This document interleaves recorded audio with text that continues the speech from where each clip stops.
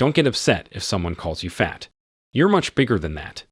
Today, I'm going to recap a 2014 action thriller film called The November Man. The movie opens in 2008, within the bounds of Montenegro, where a dialogue unfolds between two notable individuals. Among them is Peter Devereaux, an operative of the CIA, and the other being a youthful fellow named David Mason, employed by the same agency. They are assigned with a mission to ensure the safety of a certain individual while seated in a vehicle. Suddenly, Devereaux receives a call bearing unfavorable news, indicating a mere 20 minutes to accomplish a crucial task. Devereaux inquires if Mason is prepared, to which Mason exits the car and retrieves his bag. Devereaux approaches an ambassador, insisting on acquiring their attire, suspecting potential danger looming over the ambassador the following day. Mason ventures into a structure, with his firearm poised at a person. Through a microphone, he communicates with Devereaux, identifying the target as a male aged between 35 to 40, located in a yellow edifice to the left of a tower. Devereaux steps out from the car, greeted by individuals around, and transmits a message to Mason, emphasizing not to fire. Yet Mason disregards the instruction, firing at the target, unfortunately causing a child's demise as well. Fast forward 5 years, John Hanley, previously a superior to Peter Devereaux, pays him a visit, presenting some documents and images of slain individuals. Hanley briefs Devereaux on a murderer in Moscow, showcasing a photograph of a woman named Natalia, hinting at her proximity to a man named Fedorov. Fedorov is linked to an atrocious war act. Hanley alerts that Natalia faces peril as she holds critical information capable of altering the entire scenario. Devereaux embarks on a clandestine mission, concealed even from his own agency, the CIA. Concurrently in Moscow, Natalia accompanies Fedorov within the Russian parliament. As Fedorov commences his address, Natalia accesses a vault, procuring a box that holds a handgun, money, a wallet, and images tied to the war atrocity. Hastily, she captures photos of these items using her phone. Unexpectedly sensing someone nearing, she hastily repositions everything into the vault.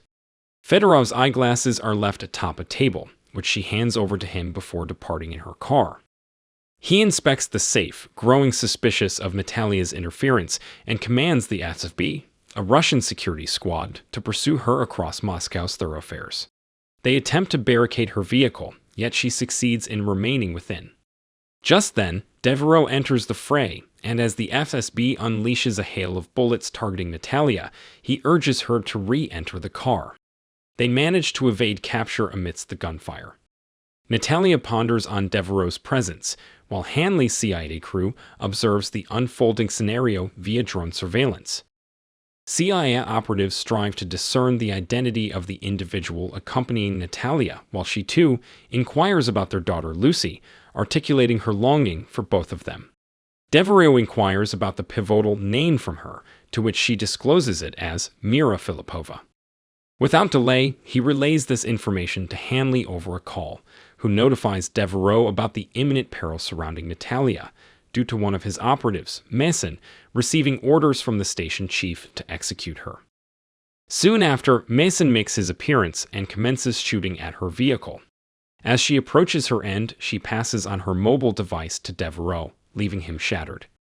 He speeds away in his vehicle, inspecting the mobile handed over by Natalia. He stumbles upon images of a young girl alongside a male, proceeds to extract the memory card from the mobile, and discards it out of the vehicle. The scene transitions to Serbia, Belgrade, where Hanley is engrossed in typing out Mira Filipova's name. Screen displays security authorization and access confirmation, along with images of Mira amidst armed personnel. Suddenly, unidentified attackers infiltrate Hanley's premises, initiating a shooting spree. Hanley reaches for his firearm within the drawer and sabotages his data system to prevent any access prior to passing out.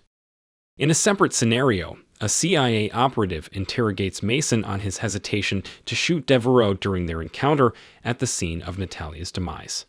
Despite their face-off, neither party fired a shot.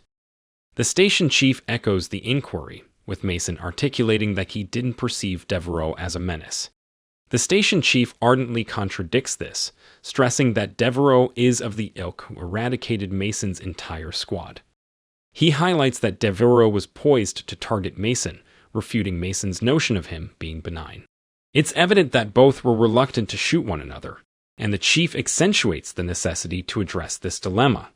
The chief, whilst showcasing images of Natalia, elucidates that she was Devereaux's cherished, and they have orchestrated her demise.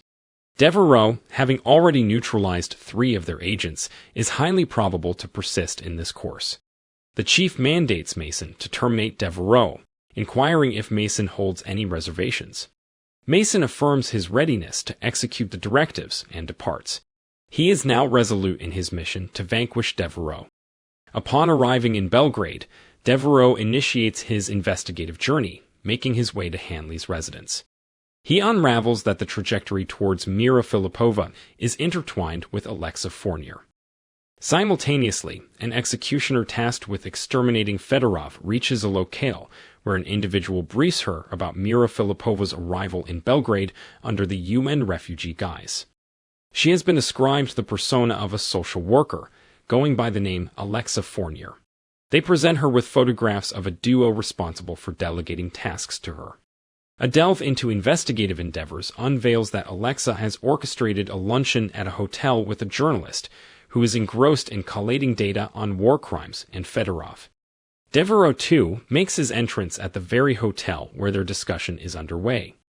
Disguised as a waitress, the assassin approaches Alexa, asserting there's a telephonic communication awaiting her, given her mobile is unresponsive. Devereaux dials Alexa's mobile, enlightening her about the lethal intentions of the companion beside her, and entreats her to maintain composure. He guides her on maneuvering around and making a dash. Upon his arrival at the scenario, Mason arms his firearm. Devereaux succeeds in rescuing Alexa, escorting her out of the precarious vicinity. He connects with Mason, articulating his diminishing control over the situation. Mason alludes to a face-to-face discussion ensuing post the encounter, although Devereaux emphatically states his dominion over the conditions. He probes Mason on the count of lives he's extinguished, recollecting all the existences Mason has obliterated. Devereaux shatters a car's window pane, severing a wire beneath, instigating a fuel leakage and activating the car's alarm, aiding Mason in pinpointing their location. A gunfire exchange erupts, yet Devereaux maneuvers in evasion. Redirecting his attention to Alexa, he inquires about Mira. She elucidates that Mira served as a caseworker 3 years prior, albeit her present whereabouts are beyond her knowledge. Devereaux seeks a dossier of the women she aided.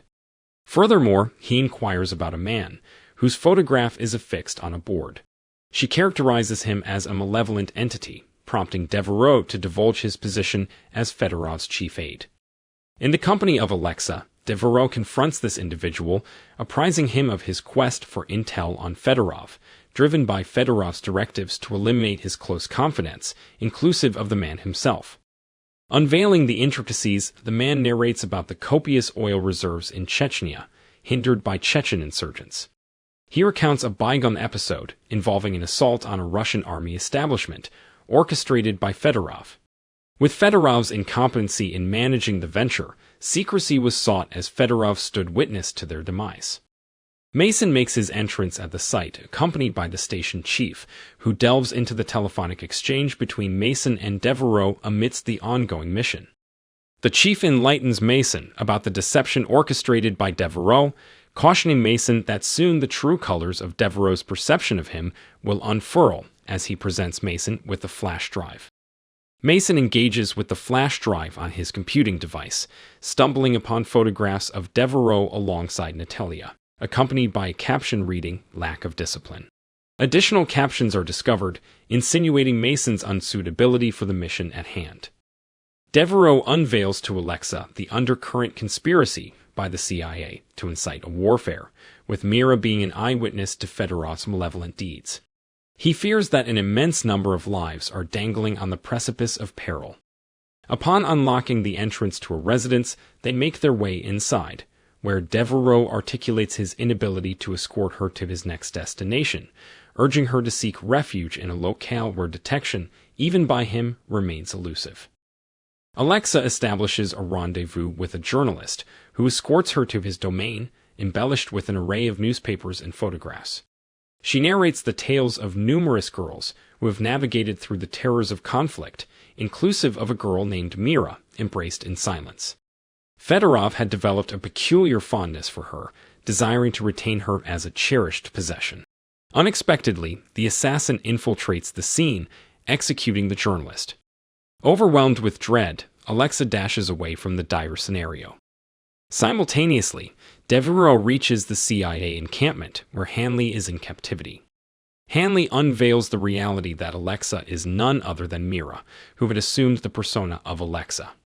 When Mason liaises with the station chief, he unearths that Devereaux is a father to a young girl named Lucy, now aged 12, as depicted in a photograph from half a decade ago. Natalia is revealed as the biological mother, with Devereaux having adopted the child. The station chief further unveils that during a tenure in Berlin, Devereaux had enlisted Natalia. Just then, the young girl who had been masquerading as Alexa, but is in reality Mira, steps into the room. She apprises Devereaux of her resolve to confront Fedorov amidst receiving his call. Devereaux vehemently dissuades her, alerting her to the fatal consequences awaiting, as Fedorov's wrath would surely culminate in her demise. Yet the veils of truth are lifted, disclosing Fedorov's blood-stained hands in the murder of Mira's parents, with Mira, the lone survivor of the onslaught, embarking on a quest for retribution.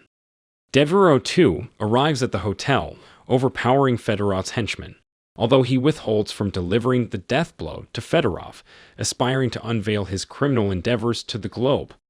Devereaux interrogates Fedorov regarding his allegiance to an American mission back in 1999, which sought to mimic Chechen rebels. He relentlessly seeks to unveil the identity of the American agent spearheading the operation. In the interim, Mira persists in documenting videos, presumably to unveil the truth. Subsequently, Fedorov discloses that the American operative implicated is John Hanley.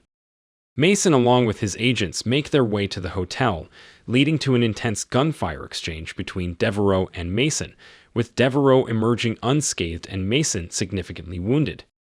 Devereaux hands over to Mason a mobile device storing the video substantiation of Fedorov's admission. Simultaneously, the CIA agent alongside Mason confront Hanley, who invites them to be seated as he settles into his superior's chair. Devereaux navigates to Mira's vicinity, imploring her to seek concealment, albeit she declines.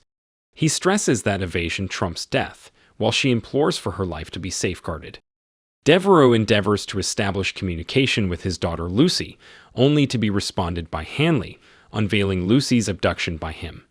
He extends a proposition, soliciting an exchange of Mira for his daughter. Devereaux, escorted by Hanley and his squad, reaches the designated locale, where Hanley divulges to Devereaux his moniker, the November Man, attributed to the closure ensuing his interventions. Mason, in a vehicular commutation with his delegate, is startled when an agent within the vehicle demands a halt, brandishing a firearm, albeit Mason propels the car into a collision with a wall. Emerging unharmed, albeit with the car substantially marred, he arrives at Lucy's location, rescuing her amidst neutralizing adversaries. Concurrently, Fedorov's contracted assassin descends upon the railway station, pursuing Mira, who narrowly evades, assaulting the assassin's visage with a digging implement. Mason retraces his steps to Hanley's location, instigating a gunshot confrontation. He launches an offensive against Hanley's personnel, providing Devereaux the window to wrest a firearm from Hanley. Now, both Devereaux and Mason have their firearms aimed at Hanley. Devereaux articulates his appreciation towards Mason, as Lucy is securely reunited with her father, exiting the car. Devereaux, alongside his daughter, hastens to Mira's train station, and they embark on the train. The saga of Mira is chronicled by journalists, unearthing Fedorov's heinous act of annihilating her family at the tender age of 15, followed by her incarceration for 2 years, during which she endured maltreatment. It comes to light that a nefarious plot to obliterate a civilian edifice was hatched by Fedorov in cahoots with John Hanley, heralding the onset of the Chechen conflict. This revelation is broadcasted, positioning Mira as the pivotal witness.